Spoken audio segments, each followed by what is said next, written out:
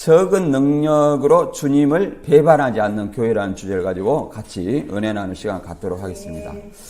이 빌라델비아 교회는 이 책망이 없는 교회예요. 회개하라는 어떤 말이 없는 교회로 서머나 교회와 같이 계시록에서 칭찬받는 두 교회 중에 하나입니다. 그래서 이 칭찬받는 교회로 적은 능력을 가지고 예수 이름을 배반하지 않았다.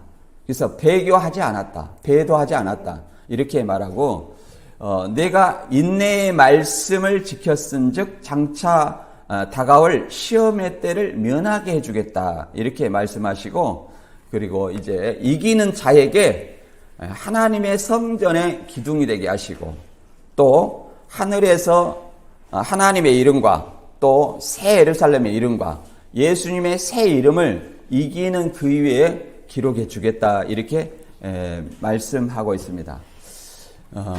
이단 교주들은 이기는 자나 이긴 자를 자신이라고 칭하고 있습니다. 아무튼 계시록에 보면은 좋은 말은 다 교주한테 해당되는 말이거든요. 근데 분명하게 이기는 자라는 것은 뭐 세번역이나 뭐 현대어 성경을 번역보면 이기는 사람 이렇게 말했습니다. 그래서 과거형이 아니라 현재 진행형이에요. 현재 진행이라는 것은 이 지상교회에 있는 7교회에서 이기는 자, 곧 이기는 자들을 이기는 자로 말하고 있습니다. 그 집합을 대표하는 복수를 단수로 이렇게 표현하고 있는 말이에요. 그래서 이기는 자, 이기는 사람들 이렇게 말할 수 있습니다. 이긴다는 것은 말 그대로 예수님이 오실 때까지 또는 내가 내 생명을 다할 때까지 예수님의 믿음을 지키는 것을 이기는 것이라고 이렇게 얘기를 합니다. 그래서 오늘 이제 4가지 상황을 좀 알아보겠는데요. 과연 빌라델비아 교회의 지리적 상황, 어떤 지리적 배경을 통해서 이런 말씀을 주셨는가? 그리고 이제 두 번째는 이 빌라델비아의 교회에게 이제 다른 교회와 달리 열린 문을 두었다고 그럽니다. 그리고 분명하게 주님의 이름을 배반하지 않았다. 이렇게 분명하게 말을 하고 있습니다. 이제 다른 교회는 이제 회개하라는 말씀이 있습니다. 내가 내 행위를 아노니 회개하라 이런 어떤 말씀이 있습니다. 그래서 항상 칭찬과 경고 이런 말씀이 있는데 여기는 어떤 경고가 없어요. 회개하라는 어떤 경고가 없습니다. 그리고 내가 인내의 말씀을 지켰은즉 장차 온 세상에 임하여 땅에 거하는 자들을 시험할 때, 이 시험할 때를 면하게 해준다 이렇게 말하고 있습니다. 그러면 이 시험할 때라는 과연 언제인가? 그리고 이기는 자에게 주시는 어떤 약속으로서 하나님의 이름과 예수님의 새 이름과 새 예루살렘의 이름을 기록해 준다는 것은 어떤 의미인가? 이것을 통해서 알아보도록 하겠습니다. 이 본문 같이 한번 읽어보도록 하겠습니다. 본문 성구 계시록 3장 7절부터 읽어보겠습니다. 같이 함께 하겠습니다. 빌라델비아 교회 사자에게 편지하라. 거룩하고 진실하사 다윗의 열쇠를 가지시니 곧 열면 닫을 사람이 없고 닫으면 열 사람이 없는 그이가 이르시되 볼지어다 내가 내 앞에 열린 문을 두었으되 능히 닫을 사람이 없으리라. 내가 내 행위를 아노니 내가 적은 능력을 가지고도 내 말을 지키며 내 이름을 배반하지 아니하였도다. 보라 사탄의 회당 곧 자칭 유대인이라 하나 그렇지 아니하고 거짓말하는 자들 중에서 며칠 내게 주어 그들로 와서 내 발 앞에 절하게 하고 내가 너를 사랑한 줄을 알게 하리라. 내가 나의 인내의 말씀을 지켰은즉 내가 또한 너를 지켜 시험의 때를 면하게 하리니 이는 장차 온 세상에 임하여 땅에 거하는 자들을 시험할 때라. 내가 속히 오리니 내가 가진 것을 굳게 잡아 아무나 내 면류관을 빼앗지 못하게 하라. 이기는 자는 내 하나님 성전의 기둥이 되게 하리니 그가 결코 다시 나가지 아니하리라. 내가 하나님의 이름과 하나님의 성 곧 하늘에서 내 하나님께로부터 내려오는 새 예루살렘의 이름과 나의 새 이름을 그 위에 기록하리라. 귀 있는 자는 성령이 교회들에게 하시는 말씀을 들을지어다. 아멘. 이제 빌라델비아 교회는 굉장히 어떤 열린 문을 두었고 배반하지 않았기 때문에 시험의 때도 면하게 해주고, 그 다음에 이기는 어떤 그는, 이 빌라델비아 교회가 사실은 이기는 교회의 표상이라 말할 수 있습니다. 왜 그러냐면 주님의 이름을 배반하지 않고 인내의 말씀을 지켰다는 거예요. 그리고 끝까지 이 시험의 때도 오면 면하게 해주기 때문에 이기는 자의 표본이라고 말할 수 있습니다. 그 사람에게 뭘 주냐면 하나님의 성전의 기둥이 되게 된다. 뭐 기둥이라는 것은 이 집의 기둥은 뭐 여기 기둥이 있습니다만은 기둥이 없으면 집이 무너지는 거예요. 그래서 이 크게 보면 하나님 계시록 21장 23절에 보면 하나님과 예수님이 성전이라 이렇게 얘기를 합니다. 새 예루살렘 성전. 그 성전의 기둥이라는 것은 아주 중요한 역할, 그가 없으면 안 되는 역할, 이런 역할을 얘기를 합니다. 그리고 하나님의 이름, 새 예루살렘의 이름, 예수님의 새 이름이라는 것은 하나님과 예수님의 어떤 백성이고 백성으로 확인시켜주고 그 다음에 새 예루살렘의 시민이 되게 해주겠다, 이런 어떤 말씀을 분명해 주십니다. 이제 빌라델비아 교회를 보기 전에 우리가 이제 오늘 이제 6번째예요. 이제 에베소, 서머나, 버가모, 두아디라, 사대, 빌라델비아, 라오디게아, 이렇게 시계 방향으로 돌아 있고, 지금 빌라델비아 교회는 내륙 쪽에 있는 거죠. 그래서 에베소부터 7교회를 외우는 것은 너무 간단해요. 이제 첫자만 따서 에서보두 사빌라 하면 금방 외우죠. 이게 어려운 것이 아니에요. 금방 외웁니다. 이게 그래서 에베소, 서머나, 버가모, 두아디라, 사대, 빌라델비아. 저도 이제 첫자를 따서 외우니까 금방 외워지는 거예요. 그래서 이제 간단히 우리가 그 에베소부터 잠깐 우리가 살펴보면, 에베소는 이제 거짓 사도를 드러내요. 영적 전쟁을 잘했어요. 근데 뭐가 없었어요? 성도의 교제와 이런 사랑이 없었다고 얘기를 합니다. 그래서 촛대를 옮긴다는 것은 교회의 기본은 성도의 교제를 통해서 이 사랑하는 자, 보이는 형제를 사랑하는 것이 곧 누구를 사랑하는 거다? 하나님을 사랑하는 것이다. 요한일서에 이렇게 말하고 있습니다. 하나님을 사랑한다고 하는데 보이는 형제조차 사랑 못하면 하나님 사랑하는 건 거짓말이라 이렇게 얘기를 합니다. 그리고 서머나 교회는 가난하지만 내 궁핍을 알지만 실상은 부유한 자다. 육적으로 가난할 수도 있어요. 그러나 실상은 하나님에 대하여서 굉장히 부유하다고 얘기를 합니다. 그래서 배교하지 않는 교회로 이 서머나 감독이 폴리캅이었잖아요. 이제 폴리캅이었는데 오늘 배우는 빌라델비아 교회 성도 11명과 함께 화형을 당한 그런 교회입니다. 그래서 폴리캅이 주님을 부인하라고 해서 황제 숭배로 인해서 주님을 부인하라고 했습니다. 그랬을 때 주님은 나에게 어떠한 잘못도 하지 않았는데 내가 어떻게 주님을 부인할 수 있겠느냐 하고 스스로 화형을 당하신 분입니다. 그래서 그 당시에는 이제 사도 요한 시대도 마찬가지지만 황제 숭배를 1년에 한 번 이상을 했어요. 그래서 황제 숭배를 하지 않는 사람은 누구든지 다 죽이게 했어요. 사형을 시켰단 말이에요. 그래서 이제 이것을 계시록 13장 15절에서는 누구든지 짐승의 우상에게 경배하지 아니한 자는 몇이든지 다 죽이게 하더라. 여기서 짐승이라는 것은 이 사도 요한 시대에는 도미티안 황제예요. 그 황제 우상, 황제의 신상을 세워놓고 1년에 한 번씩 이 황제를 주와 하나님으로 이렇게 고백하게 하는 거예요. 우리 신앙인은 그렇게 할 수 없잖아요. 예수님이 주와 하나님인데 고백할 수 없어요. 그걸 거부한 겁니다. 그래서 죽이는 거예요. 물론 다른 유대인들이나 이런 사람들은 하나님을 믿는다고 적당히 타협을 해서 생명을 보존할 수 있었죠. 그래서 혼합 종교가 있었죠. 그리고 이제 버가모니는 우상 숭배와 황제 숭배가 굉장히 성행하는 도시였어요. 그래서 이 사단의 권자, 사단의 보좌가 있는 곳이다 이렇게 말합니다. 그런 곳에서 이 폴리캅처럼 도미티안 황제 시대에 안디바가 순교를 했어요. 안디바가 순교를 했다는 것은 황제 숭배를 폴리캅처럼 거부했다는 거죠. 그래서 안디바가 이 계시록에 이제 처음 나오는 거예요. 유일하게 나오는 겁니다. 그래서 안디바가 순교했는가 반면에 나머지 교인들은 이 다른 어떤 사람들이 있었냐면 이 발람의 교훈을 쫓아서 우상의 제물을 먹고 또 음행을 했어요. 이것은 뭐냐면 이방 신을 섬기는 참배 의식이 뭐냐면은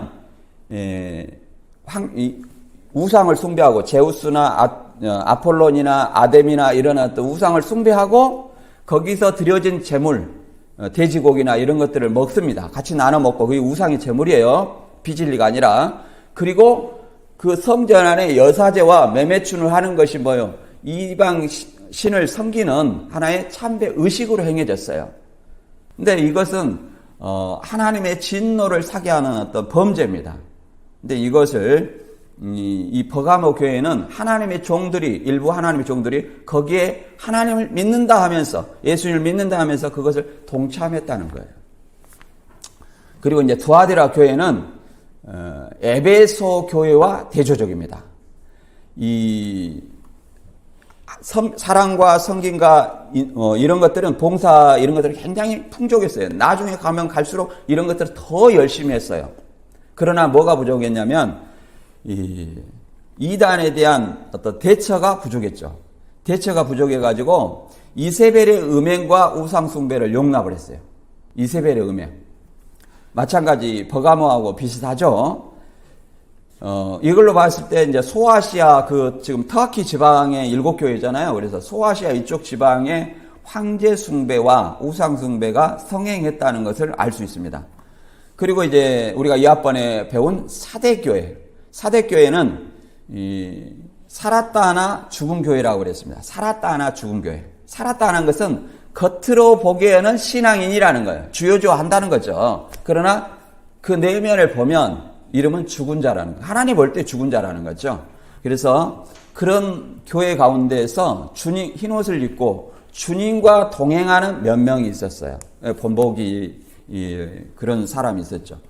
그리고 이제 오늘 빌라델비아 교회는 말 그대로 적은 능력을 가지고 예수님의 이름을 배말하지 않는 교회다. 이렇게 말할 수 있습니다. 그래서 이 빌라델비아 지역을 보면 빌라델비아 교회는 헬라어로 필라델페이아입니다. 필라델페이아. 그 뜻은 뭐냐면 형제우애라는 뜻을 가지고 있어요. 형제우애라는 뜻을 가지고 있고 이 사대에서 동남쪽으로 약 40km 떨어진 지점에 코카무스 강 남쪽 계곡 고원 도시에 있습니다. 그래서 이 도시는 이제 어떻게 세워졌냐면 유메네스 2세와 동생 아타루스가 이제 필라델부스에 의해 세워진 두 형제 간 사랑을 기념하여 붙여진 이름이 필라델피아라고 이렇게 얘기를 합니다. 필라델피아.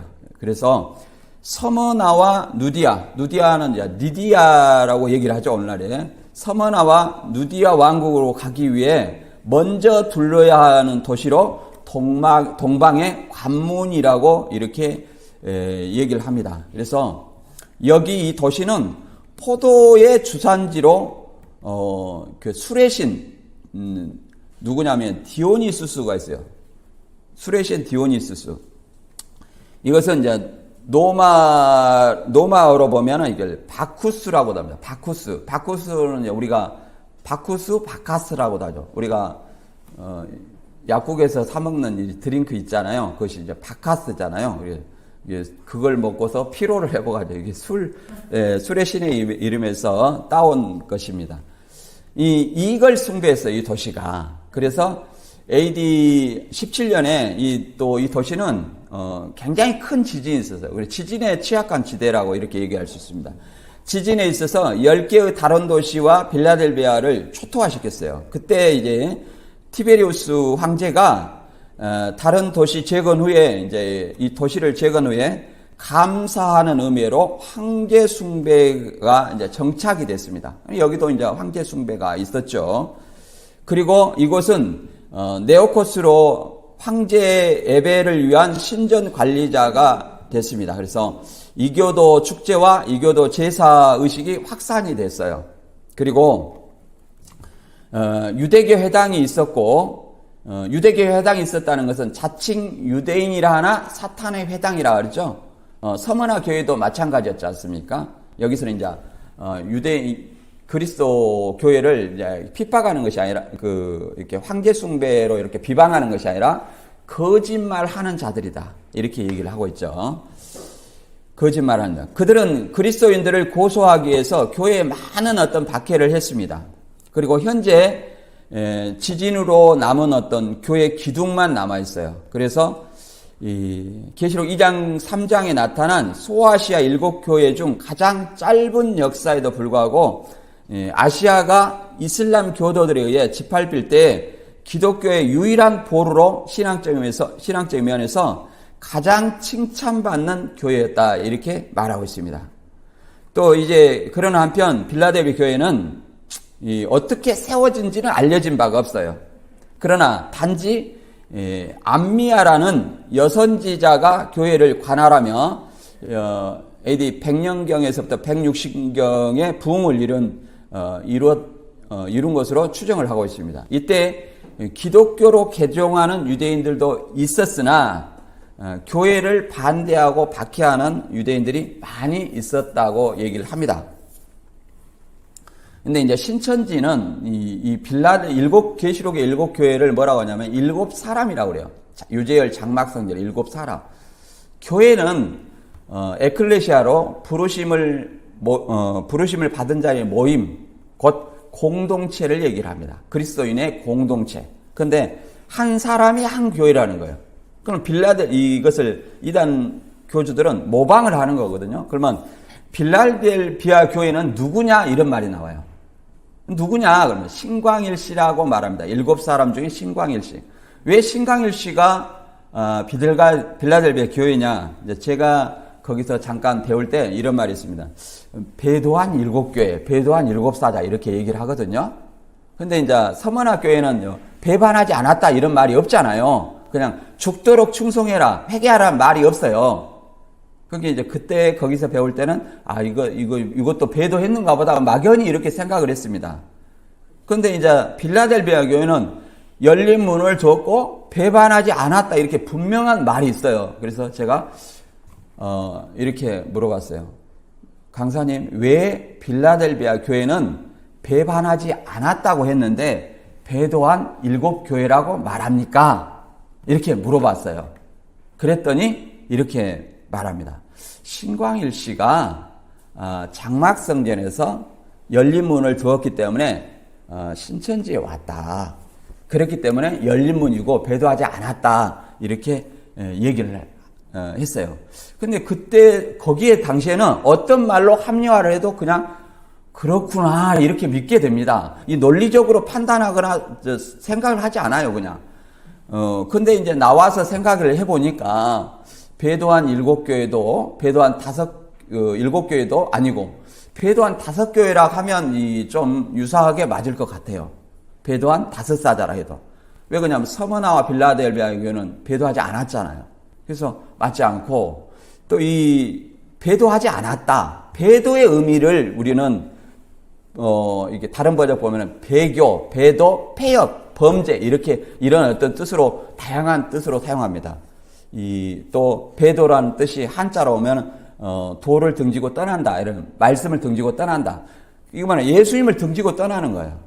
그래서 이것을 이제 거기에서는 정의를 하기를 언약을 어긴 사람을 배도다, 이렇게 얘기를 합니다. 물론 이 정의도 믿음에서 떠난 거나 언약을 등지는 거나 다 같은 의미예요.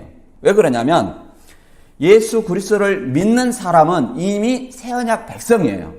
새언약은 예수님이 6월절 밤에 12제자와 세웠어요. 그렇죠? 그리고 십자가에 달리심으로 그 언약이 효력을 발생하는 거예요. 그리고 예수님의 제자들처럼 우리가 예수님이 나의 주님으로 믿으면 이미 우리는 새언약의 백성이에요. 그 새언약은 뭐예요? 복음입니다. 예수님이 우리 죄를 위해 죽으시고 십자가에 달리셨다가 3일 만에 다시 부활하신 이 예수님을 믿으면 이것이 복음이고, 그 복음을 믿으면 우리는 새 언약 백성이다. 그럼 배도라는 건 뭐냐? 이 배도가 있어요.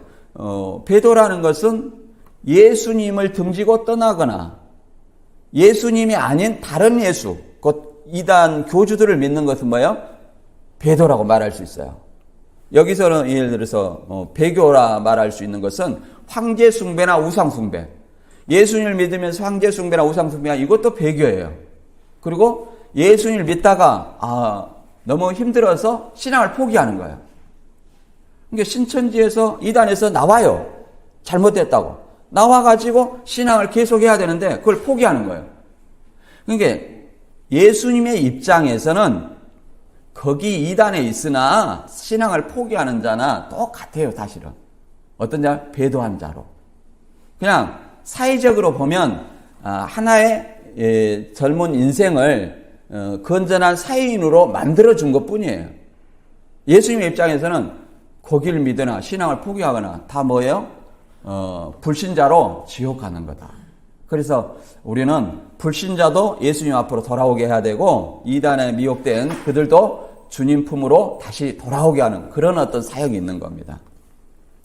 여기 보면 이제 그 지도를 보면 이 소아시아 7교회 있어요. 여기 보면은 이제 시계 방향으로 에베소, 서머나, 버가모, 두아디라, 사대, 빌라델비아 이렇게 나오죠. 예, 여기서 4대에서 40km 정도 떨어졌다고 이렇게 얘기를 하죠. 그래서 빌라델비아 이게 여기가 소아시아하고 터키입니다. 물론 이 7교회만 있었던 건 아니에요.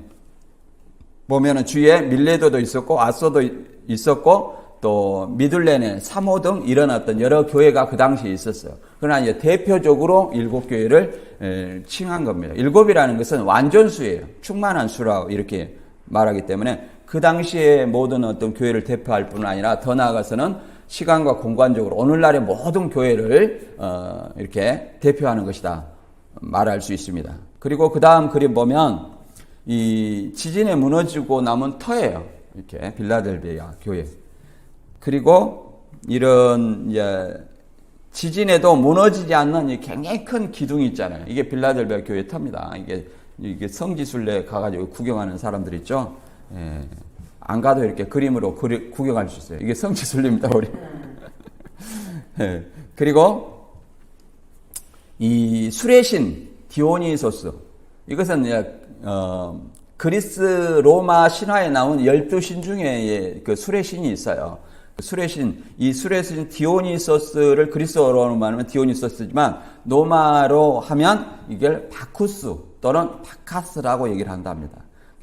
이 포도주가 머리에 달려있죠? 술은 뭘로 만들어요? 포도주. 그러니까 이 지역이 포도주를 많이 생산하는 지역이었다. 그래서 포도주를 먹으면 피로가 풀리나요? 예, 아무튼 그렇게 얘기를 합니다. 그래서 여기 디오니소스가 술의 신이기 때문에 이렇게 해가지고 이렇게 다녔던 것입니다. 그리고 이제 본문을 이제 좀 살펴보면 계시록 이제 본문을 하나씩 살펴보도록 하겠습니다. 계시록 3장 7절에 같이 봅니다. 빌라델비아 교회의 사자에게 편지하라. 거룩하고 진실하사 다윗의 열쇠를 가지시니 곧 열면 닫을 사람이 없고 닫으면 열 사람이 없는 그이가 가라사대. 이제 서머나 감독 폴리카과 함께 빌라델비아 교회 성도 11명이 순교를 했다 했어요. 화형을 당했죠. 뭐 때문에? 황제 숭배를. 이 빌라델비아에도 황제 숭배와 뭐가 있어요? 우상 숭배가 있었죠. 디오니소스도 숭배하면 이게 우상 숭배예요. 사람이 만들어낸 신이잖아요. 그리고 여기서 예수님을 자신의 정체를 드러나기를 거룩하고 진실하사 다윗의 열쇠를 가지시니 이렇게 말합니다. 이 거룩하다는 칭호는 헬라어로 하기오스인데 이 하나님에 대한 구약에 보면 하나님에 대한 칭호를 할 때 거룩하다 이렇게 얘기를 합니다. 근데 신약에는 이게 그리스도 예수님에게 적용되어서 신성과 예수님이 하나님이시고 메시아임을 나타내는 용어로 사용됩니다. 그래서 그리고 이 다윗의 열쇠를 가졌다. 예수님이 다윗의 열쇠를 가졌다. 실제로 다윗 시대에는 뭐 예수님이 다윗 열쇠를 가진 건 아니에요. 그때 다윗의 열쇠를 가지시는 이유는 누구냐면 히스기야 왕실을 섬겼던 엘리야금을 언급하는 이제 이사야 22장 15절에서 25절에 이제 그걸 반영하는 거거든요. 이제 구약을 반영하는 거예요. 그래서 이 열쇠라는 것은 뭐냐면은 소유와 권세, 이 관리를 상징해요. 우리가 옛날에 그 조선시대 결혼하면 안주인이 누구냐 해갖고 그 안주인이 열쇠를 가지고 있죠. 그래갖고 열쇠, 창고 열쇠를 가지고 모든 걸 관리하죠. 집안 살림을 관리를 합니다. 그만큼 막강한 권한이 있었다는 거죠.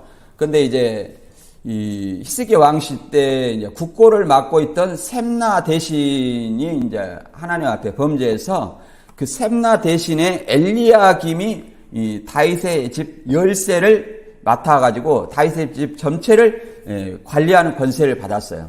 그래서 본문에 이제 다윗의 집이라는 것은 사실은 메시아 왕권을 상징합니다. 하나님 나라의 문을 열고 들어갈 수 있는 어떤 권세를 누가 가졌다고 얘기하냐면 예수님이 가졌다고 얘기를 하는 거예요. 그래서 이제 엘리야김이 나오는데 이 시대를 잠깐 이사야 22장 15절에 보면 이렇게 나와 있습니다. 주 만군의 여호와께서 이르시되 너는 가서 그 국고를 맡고 왕국 맡은 자 셈나를 보고 이르기를 이렇게 말하고 있습니다. 셈나가 이제 왕궁 국고를 맡고 있었어요. 그러니까 굉장히 왕궁 국고를 맡고 있었다는 것은 굉장히 신임을 받는 어떤 그런 사람이었다는 거예요. 근데 그가 범죄함으로 이제 하나님이 셈나의 어떤 그 관직에서 왕궁 국고를 맡는 관직에서 누구한테 주냐면 엘리야김에 주는 거예요.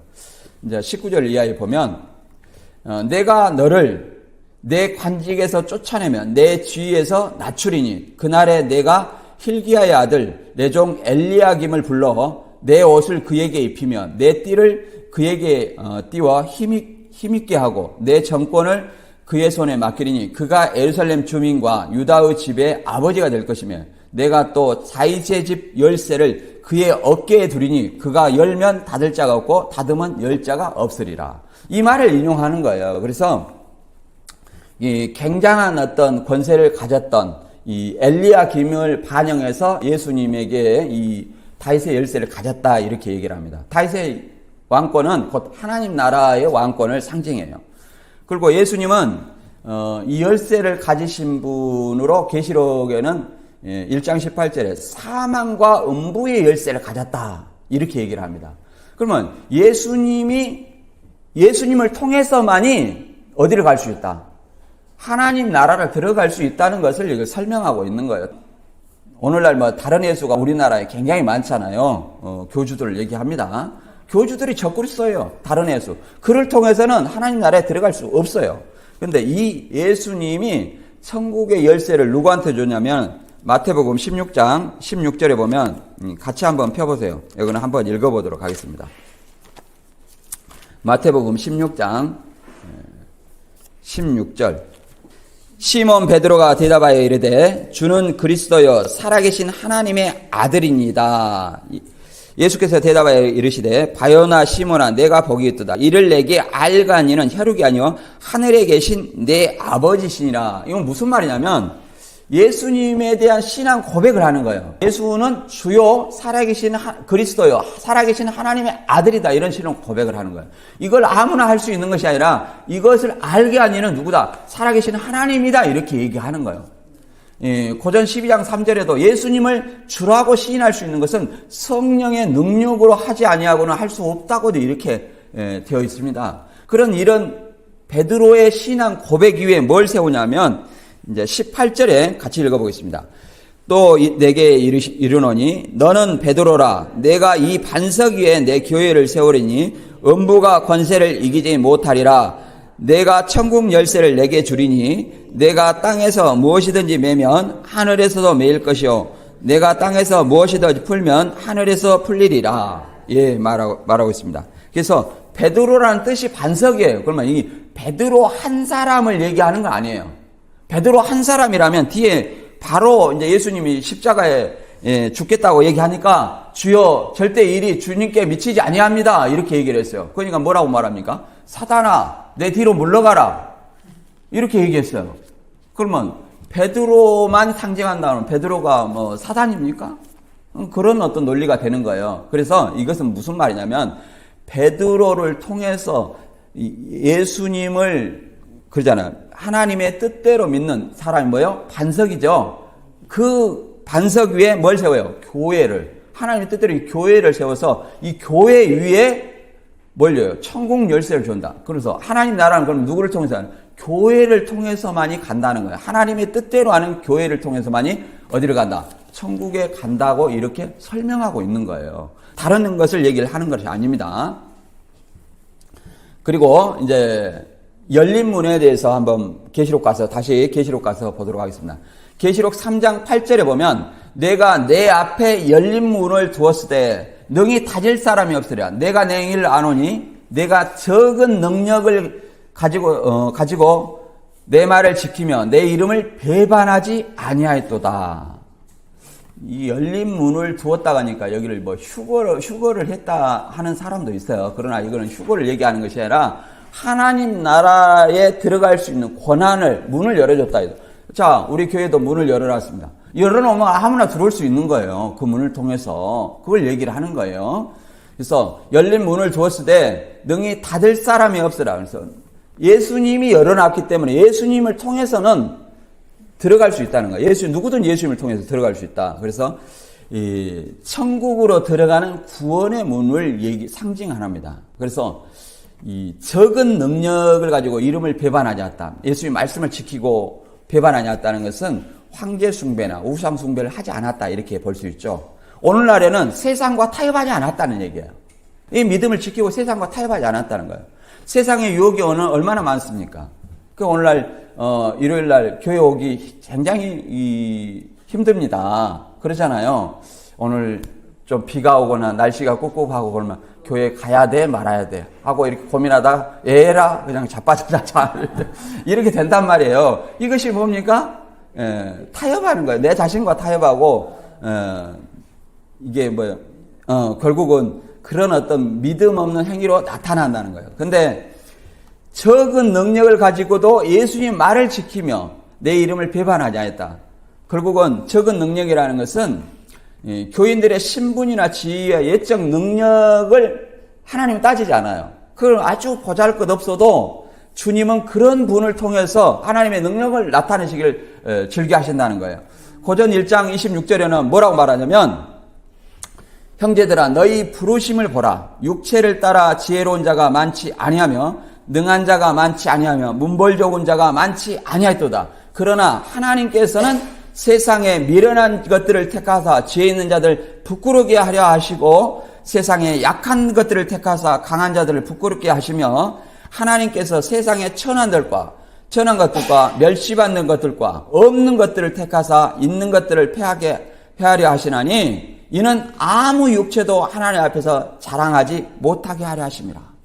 이렇게 말합니다. 그래서 내가 학벌이 좋다, 문벌이 좋다, 내가 돈 많다. 이거는 주님 앞에 아무것도 아니에요. 그가 아무리 가진 것이 많고 아무리 높은 학벌을 가지고 아무리 큰 교회에 가지고 있다 할지라도 주님 앞에서는 아무것도 아니라는 거예요. 우리는 다 누구를 통해서 예수님을 통해서 하나님 나라에 나갈 수밖에 없는 아주 보잘것없는 존재라는 사실을 우리는 알아야 됩니다. 그래서 우리는 예수님 앞에 어떤 존재가 되었냐? 죽도록 충성하면 생명의 멸류관을 준다는 것처럼 예수님의 말씀을 지키고 죽도록 충성하는 길밖에 없다는 겁니다. 그래서 이 예수님의 이름을 배반하지 아니했다. 이거는 뭐 아까 조금 전에도 봤지만 이 데살로니가 후서 2장 3절에 보면 이제 이단들이 특히 이제 신천지는 배도 멸망 구원 이 특정한 사람만 언약을 했고 특정한 사람만 배도하고 이런 어떤 논리를 가졌어요. 그래서 장막성전 유재열과 7사람이 동맥을 잘라서 언약을 했고 그들이 배도했기 때문에 또 이 장로교 7목사가 거기 들어가서 마운트 달동을 멸망을 시켜가지고 이제 이만희 씨가 네가 배도자다, 네가 멸망자다 해가지고 싸워서 이겼다는 거예요. 성경에서 이기는 것은 계시록 14장 12절에 나와 있지만 하나님의 계명과 예수 믿음을 지키는 것이 이기는 거예요. 다른 것이 이기는 거 아니에요. 말싸움이 와가지고 이겼다? 말싸움에는 상대가 인정을 안 해요. 아무리 내가 말을 잘한다 하죠. 상대가 승복하지 않으면 그거 이기는 거 아니에요. 운동 경기에는 뭐가 있습니까? 이 심판이 있어요. 그래서 이겼다 지겠다 판단하지만 서로 말싸우면은 상대가 승복하지 않기 때문에 그거 이겼다 졌다, 네가 배도자도 멸망자도 이것을 이겼다고 말하지 않아요. 예수님이 이겼다는 것은 뭐냐? 십자가에 달리심으로, 그러잖아요. 다시 부활했기 때문에 사망 권세, 사단의 권세를 이겼다고 말하는 거예요. 우리도 마찬가지입니다. 우리는 하나님의 그 예수님을 믿고 믿음으로 하나님의 계명과 예수의 그 믿음을 지킴으로 미혹에 넘어가지 아니하고 세상과 타협하지 아니하고 이 말씀을 지킴으로 뭐 하는 거예요? 이겼다 이렇게 말할 수 있어요. 이기는 자. 오늘 이겨도 내일 날마다 이기는 거예요. 그래서 지상교회 사람들은 이기는 자, 이기는 사람 이렇게 말합니다. 천상교회 사람들은 이긴 자 이렇게 말하는 거예요. 이긴 자. 계시록에서는 순교자. 이미 죽었잖아요. 그래서 이 지상에서 어떻게 예수님을 믿느냐에 따라서 내세가 결정이 된다. 이런 걸 우리는 알아야 될 것 같습니다. 그래서 데살로니가후서 2장 3절에 누가 아무렇게 해도 너희가 미혹하지 말라. 먼저 배도하는 일이 있고 저 불법의 사람 곧 멸망의 아들이 나타나기 전에는 이르지 아니하라니. 이것을 큰 비비리는 것처럼 유재열 씨가 배도했고 뭐 오목사가 멸망자고 이만희 씨가 구원자다. 이런 논리가 얘기를 하는 거 아닙니다. 아니 바울이 뭐 이만희 씨를 알겠어요? 오목사를 알겠어요? 유재열 씨를 알겠어요? 이것은 데살로니카에 있는 교회들한테 일단 하는 말이잖아요. 그럼 데살로니카에 있는 교회는 일단 누구를 믿어요? 예수님을 믿죠. 예수님을 믿는 사람은 이미 새 언약 백성이다 이 말이에요. 새 언약 백성이에요. 그러니까 이 교회를 등지고 세상으로 돌아가거나 교회를 등지고 다른 예수를 믿거나 이것이 뭐예요? 배도고 배교라고 말할 수 있어요. 교회를 등진다 해서 배교. 그때 이제 미혹당한 사람은 멸망을 당하는 거예요.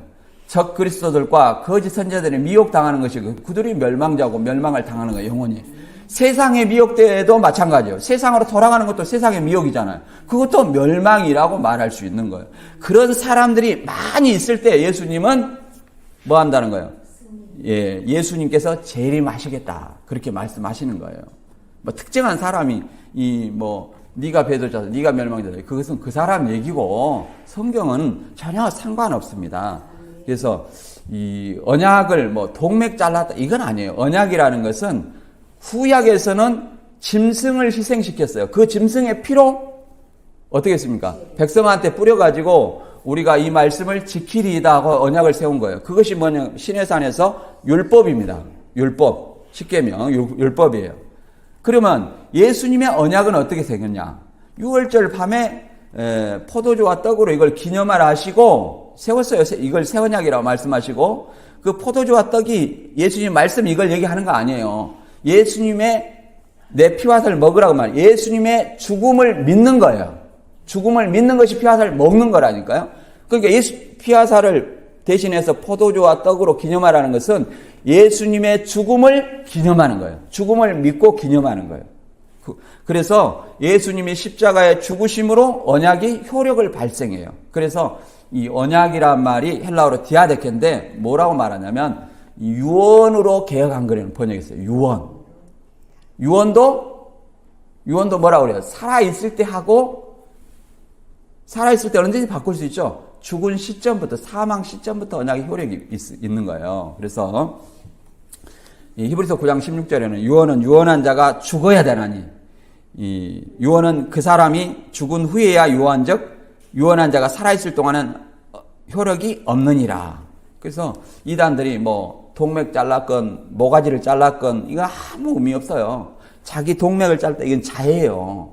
저는 이런 사람은 이 정신병원에 보내야 된다. 이건 언약도 아니다. 정신병원에 보내야 된다. 정신병원에 가면 이 자해한 사람 많이 나오죠. 예. 그건 언약하고 아무 상관이 없어요. 그래서 언약은 언약한 자가 반드시 죽어야 효력을 발생한다.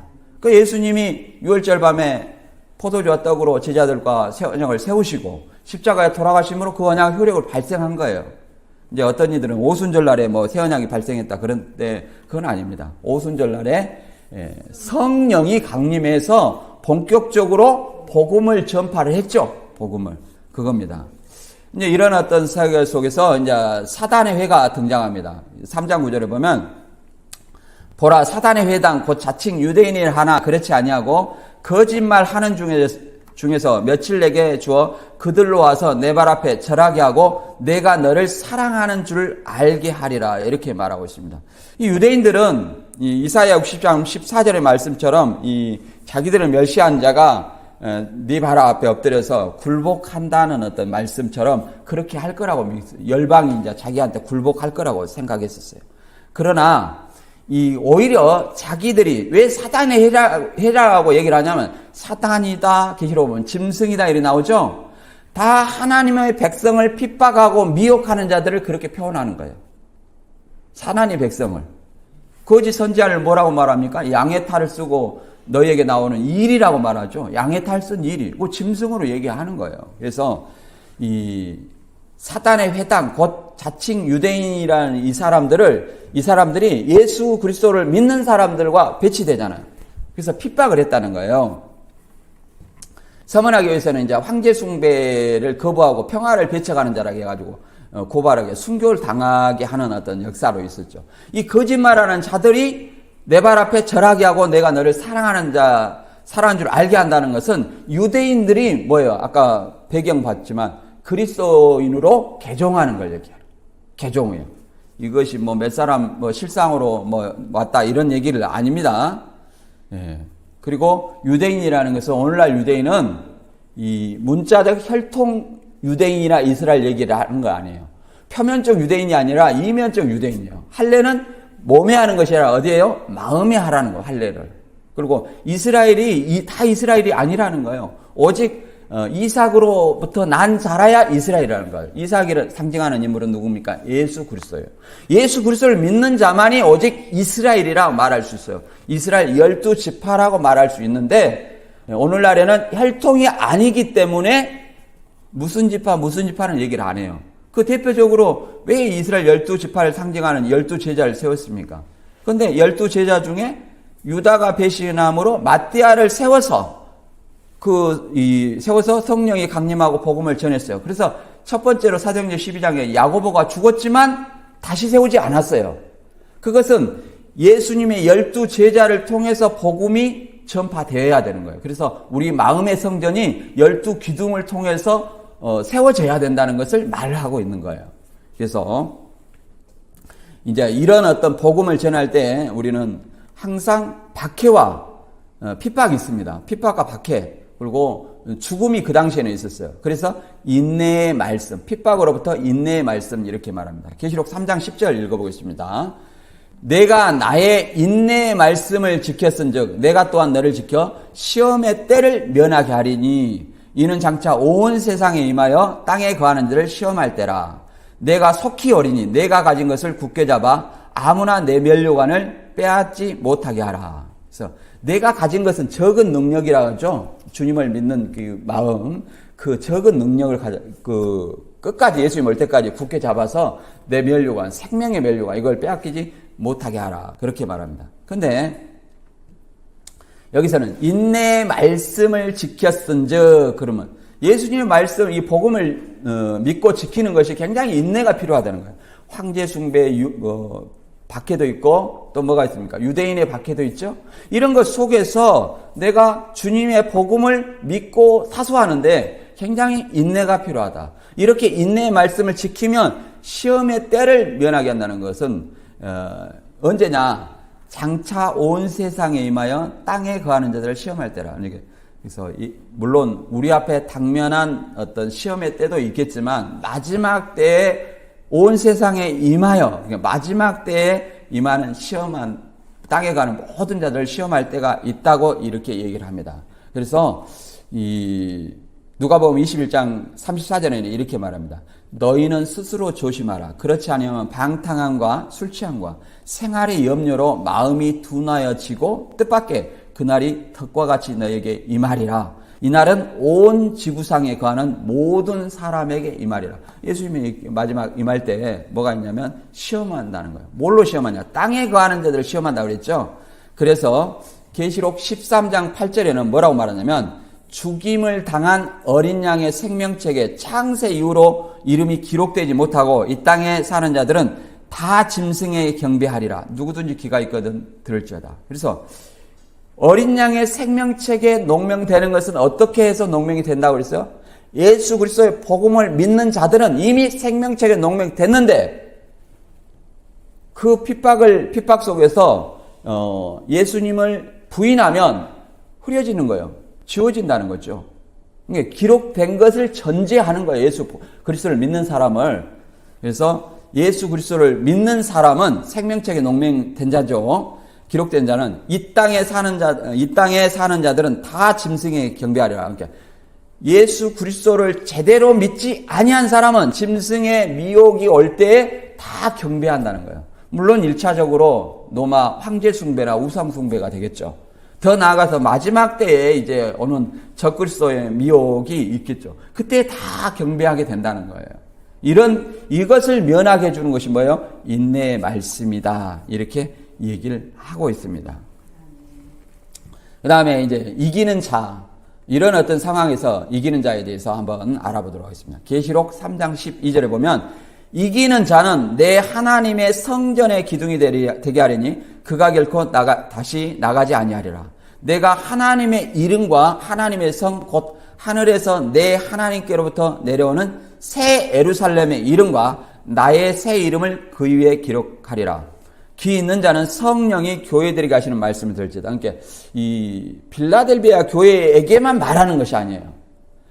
교회들에게, 성령이 교회들에게. 예수님이 성령을 통해서 역사하는 것을 지금 얘기를 하고 있어요. 예수님이 말씀하시는 것을 사도 요한이 대언하잖아요. 말씀하신 주체는 예수님인데 왜 성령이 교회들한테 말한다 할까요? 예수님이 성령을 통해서 역사하시기 때문에 이렇게 얘기를 하고 있습니다. 그리고 이기는 자는 지상교회 성도라고 그랬죠. 하나님의 계명과 예수 믿음을 지키는 거예요. 계시록 14장 12절의 말씀처럼. 그는 하나님의 성전의 기둥이 되게 한다는 것은 이 갈라디아 2장 9절에 보면 이 야고보와 게와 요한도 하나님의 기둥 같은 자라고 이렇게 얘기를 합니다. 기둥 같은 자. 그래서 굉장히 어떤 12제자 중에도 이 세 제자를 굉장히 기둥처럼 얘기를 하고 있어요. 그런 것처럼 이 성전에 기둥이 없으면 성전이 무너지죠. 그만큼 중요한 일을 얘기하고 있습니다. 그래서 그가 결코 다시 나가지 않는다. 그러면 하나님의 성전의 일부로서 예수님과 연합되어서 함께 하나님 나라에 들어갈 수 있는 권한을 얘기를 하겠죠. 그리고 하나님의 이름과 하나님의 성, 새 예루살렘의 이름과 나의 새 이름을 기록하리라. 계시록 21장에 보면 이 새 예루살렘은 새 하늘 새 땅으로 내려옵니다. 이건 신천지를 얘기를 하는 거 아니에요. 새 하늘 새 땅은 예수님 재림 때 눈물과 사망과 애통과 곡하는 것이 없는 이런 나라를 얘기해요. 신천지라고 해놓고 그냥 맨날 죽어가고 이런 나라가 아니에요. 눈물과 고통과 애통이 없는, 그것은 예수님이 오면 바로 이루어지는 나라예요. 그러니까 예수님이 오시면 눈물과 사망과 애통과 곡이 없는 영생하는 나라가 이루어지고 그걸 불신하는 자는 통곡을 하게 되는 거예요. 심판을 받게 되는 거예요. 그것이 그런 예수님 오시면 심판과 구원이 갈라지는 거예요. 영생과 영벌 갈라지는 거예요. 근데 어떤 사람들은 예수님이 나한테 구름 타고 온다 이런 말하는 사람도 있어요. 교주들은 예수님이 구름 타고 나한테 왔다. 그러면 그 구절이 어디냐? 계시록 3장 12절이다. 이 본문을 얘기하는 거예요. 하나님의 이름과 새 예루살렘의 이름과 나의 새 이름을 그 위에 기록해 준다겠지. 이것이 임한다는 건가요? 그러니까 요즘에는 또 기록한다고 하는 거예요. 이게 빌라델비아는 자기들 논리대로 신광일시라고 했어요. 그러면 봐보세요. 배도라는 것은 언약을 어긴 것이라고 했죠? 그러면 유재열 씨와 언약을 했다면 유재열 씨 언약했는데 신천지 왔어. 그러면 배도야 아니에요? 배도죠? 유재열 씨를 배신하고 이만희 씨한테 와버렸잖아요. 배도고 또 이만희 씨한테 와가지고 또 보니까 구원자가 아닌 것 같아. 행실이. 그래서 덫이 나가버렸어. 그러면 신천지에도 또 이만희 씨도 배신하고 나갔잖아요. 더 나가서 예수를 안 믿잖아요. 아니 그거 완전히 배도 아닙니까? 이게 어디 열린 문이고 배반하지 않았다 말할 수 있어요. 완전히 엉터리다. 그래서 이 구절을 저한테 물어보기를 빌라델비아 교회가 누구냐 이렇게 제가 물어봤어요. 그 강사한테. 그러니까 대답을 못하죠. 왜 그러냐면 이 신광이라 하면 이만희 씨가 될 수가 없잖아요. 그러니까 그렇게 얘기를 하는 거예요. 그래서 우리 강사님, 이 빌라델비아 교회는 신광일인데 이만희 씨는 사대교회 백만봉 씨 아래에 있었다면서요? 어떻게 빌라델비아 교회 신광일 씨 이 빌라델비아 교회라고 말할 수 있습니까? 그것이 이 사람 이기는 자가 이만희 씨예요? 그러니까 아무 말도 못하는 거예요. 성경을 신약을 통해서 예수님이 구름 타고 한 사람에 온다는 말 한 구절도 없어요. 구절 찾아내라 하니까 이 구절을 찾아내는 거예요. 그리고 이것이 예수님이 그 사람한테 온다는 것이 아니라 이기는 자에게 그러한 어떤 성전의 기둥과 같은 중책으로 삼아주시고 그다음에 하나님의 이름과 예수님의 새 이름과 새 예루살렘의 이름이 된다는 것은 하나님과 부활하신 예수님의 백성이 되게 하고 새 예루살렘의 시민이 되게 해주시겠다. 그런 말씀이에요. 이름을 기록해 준다. 그러면 예를 들어서 내가 이렇게 주민등록이 있어요. 그럼 나는 어느 나라 국민입니까? 대한민국이죠? 그잖아요. 주민등록이 대한민국 국민이라는 이렇게 증이잖아요. 그런 것처럼 하나님과 예수님의 이름, 그 다음에 새 예루살렘의 이름을 기록해 준다는 것은 하나님과 예수님의 백성이고 새 예루살렘의 시민임을 예수님께서 인정해 주신다는 그런 어떤 얘기입니다. 그래서 이 새 예루살렘의 시민은 새하늘 새 땅으로 온다 했죠. 그래서 이렇게 새하늘 새 땅은 어떤 건지 계시록 21장에 제가 읽어볼게요. 또 내가 새하늘과 새 땅을 보니 처음 하늘과 처음 땅이 없어졌고 바다도 다시 있지 않더라. 이걸 이렇게 얘기합니다. 처음 하늘 처음 땅은 유재열 장막성전, 바다는 바벨론이고 기독교. 근데 이제 신천지라고 이름을 지려면 바다가 없어져야 돼요. 근데 바다인 기독교가 있잖아요. 그러면 신천지라고 질 수 있어요, 없어요? 없죠. 그러니까 이렇게 물어봐야 돼요. 신천지라고. 계시록 21장 읽어보자. 바다가 아직 안 없어졌는데 왜 신천지라고 이름을 짓냐? 너는 가짜다. 신천지가 아직 아니다. 빨리 바다를 없애라. 이렇게 말해야 되죠. 그렇잖아요. 자기들이 어떻게 바다를 없앨 수 있어요? 바다가 이제 기독교라면 없앨 수 없어요. 논리에 맞지 않다. 여기 2절에 여기에 이제 새 예루살렘이 내려와요.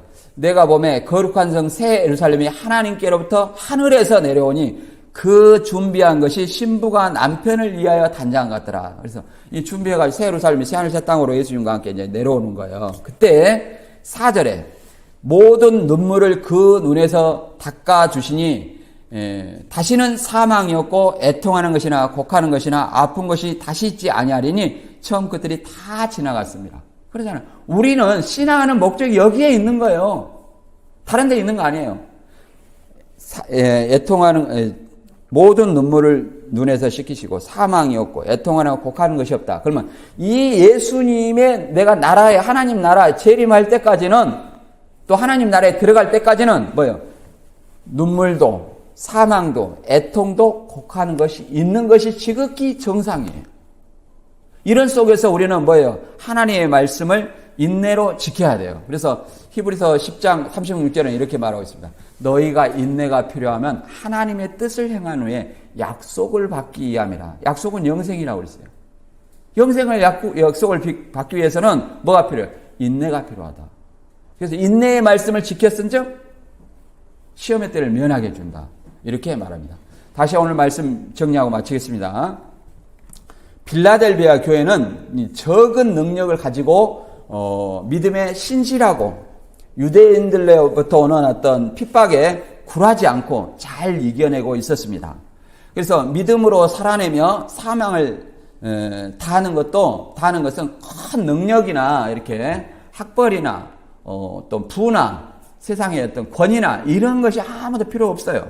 오직 예수 그리스도의 믿음뿐이에요. 그래서 오늘날 우리는 진짜 이 빌라델비아 교회처럼 인내의 말씀을 지켜서 이제 시험의 때를 면하게 하고 오직 주님 오실 때까지 이 하나님의 말씀을 진짜 인내로 지켜서 저와 여러분이 다 하나님 나라에 넉넉히 들어가기를 주님의 이름으로 축원합니다.